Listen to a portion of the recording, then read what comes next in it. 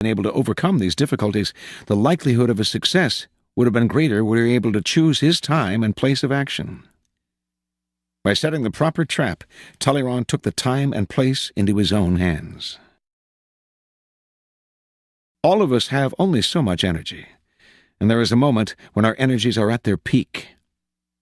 When you make the other person come to you, he wears himself out, wasting his energy on the trip. In the year 1905, Russia and Japan were at war. The Japanese had only recently begun to modernize their warships, so that the Russians had a stronger navy. But by spreading false information, the Japanese Marshal Togo Heihatsuro baited the Russians into leaving their docks in the Baltic Sea, making them believe they could wipe out the Japanese fleet in one swift attack. The Russian fleet could not reach Japan by the quickest route, through the Strait of Gibraltar and then the Suez Canal into the Indian Ocean, because these were controlled by the British, and Japan was an ally of Great Britain. They had to go around the Cape of Good Hope at the southern tip of Africa, adding over more than 6,000 miles to the voyage. Once the fleet passed the Cape, the Japanese spread another false story. They were sailing to launch a counterattack. So the Russians made the entire journey to Japan on combat alert. By the time they arrived, their seamen were tense, exhausted, and overworked, while the Japanese had been waiting at their ease. Despite the odds and their lack of experience in modern naval warfare, the Japanese crushed the Russians. One added benefit of making the opponent come to you, as the Japanese discovered with the Russians, is that it forces him to operate in your territory. Being on hostile ground will make him nervous, and often he will rush his actions and make mistakes. For negotiations or meetings, it is always wise to lure others into your territory, or the territory of your choice.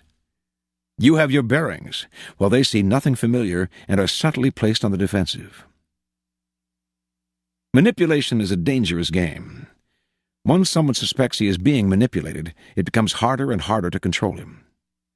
But when you make your opponent come to you, you create the illusion that he is controlling the situation. He does not feel the strings that pull him, just as Napoleon imagined that he himself was the master of his daring escape and return to power. Everything depends on the sweetness of your bait. If your trap is attractive enough, the turbulence of your enemy's emotions and desires will blind them to reality. The greedier they become, the more they can be led around. The great 19th century robber baron, Daniel Drew, was a master at playing the stock market. When he wanted a particular stock to be bought or sold, driving prices up or down, he rarely resorted to the direct approach. One of his tricks was to hurry through an exclusive club near Wall Street, obviously on his way to the stock exchange, and to pull out his customary red bandana to wipe his perspiring brow. A slip of paper would fall from this bandana that he would pretend not to notice. The club's members were always trying to foresee Drew's moves, and they would pounce on the paper, which invariably seemed to contain an inside tip on a stock. Word would spread, and members would buy or sell the stock in droves, playing perfectly into Drew's hands.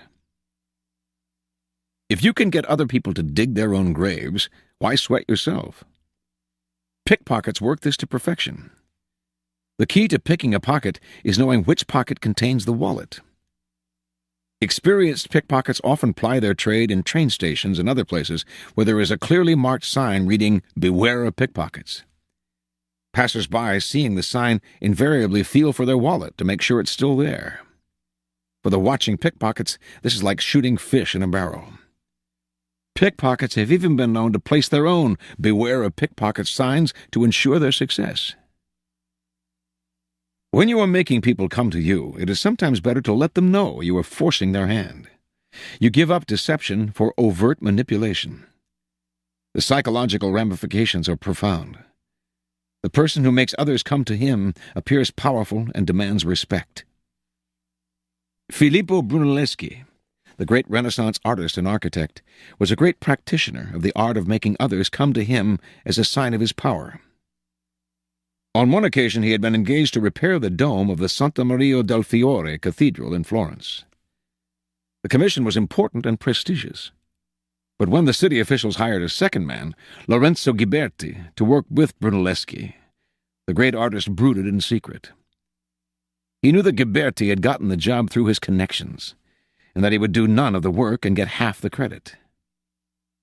At a critical moment of the construction, then, Brunelleschi suddenly developed a mysterious illness. He had to stop work, but pointed out to city officials that they had hired Ghiberti, who should have been able to continue the work on his own. Soon it became clear that Ghiberti was useless, and the officials came begging to Brunelleschi. He ignored them, insisting that Ghiberti should finish the project, until finally they realized the problem. They fired Ghiberti. By some miracle, Brunelleschi recovered within days. He did not have to throw a tantrum or make a fool of himself. He simply practiced the art of making others come to you. If on one occasion you make it a point of dignity that others must come to you and you succeed, they will continue to do so, even after you stop trying. Reversal. Although it is generally the wiser policy to make others exhaust themselves chasing you, there are opposite cases where striking suddenly and aggressively at the enemy so demoralizes him that his energies sink. Instead of making others come to you, you go to them, force the issue, take the lead. Fast attack can be an awesome weapon, for it forces the other person to react without the time to think or plan. With no time to think, people make errors of judgment and are thrown on the defensive. This tactic is the obverse of waiting and baiting, but it serves the same function. You make your enemy respond on your terms. Men like Cesare Borgia and Napoleon used the element of speed to intimidate and control. A rapid and unforeseen move is terrifying and demoralizing. You must choose your tactics depending on the situation. If you have time on your side and know that you and your enemies are at least at equal strength, then deplete their strength by making them come to you. If time is against you, your enemies are weaker and waiting will only give them the chance to recover, give them no such chance. Strike quickly, and they have nowhere to go. As the boxer Joe Louis put it, he can run, but he can't hide.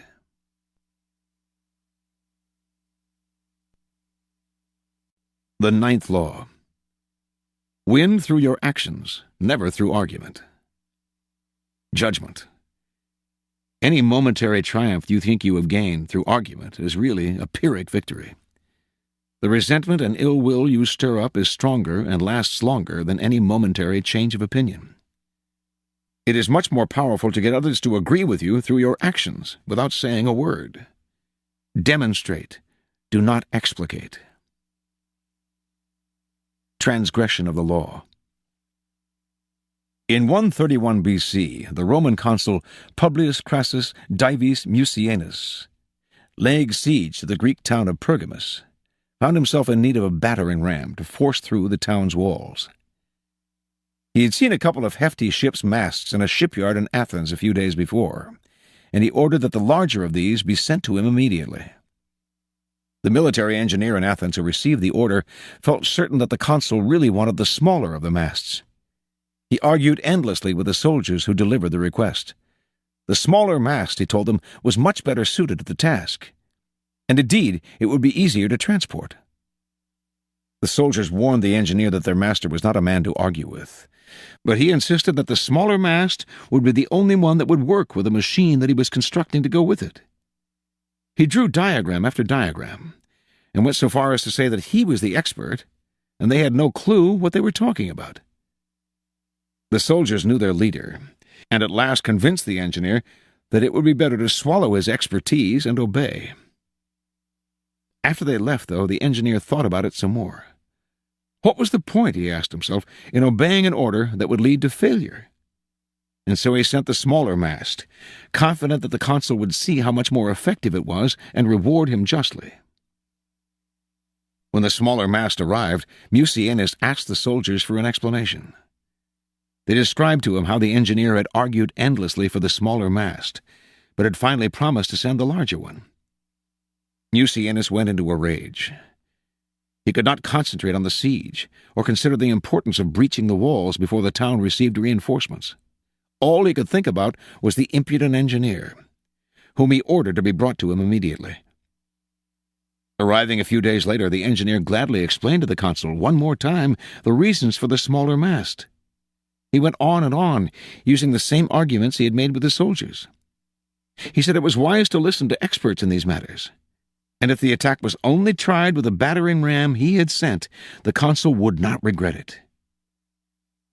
Mucianus let him finish, then had him stripped naked before the soldiers and flogged and scourged with rods until he died. Interpretation.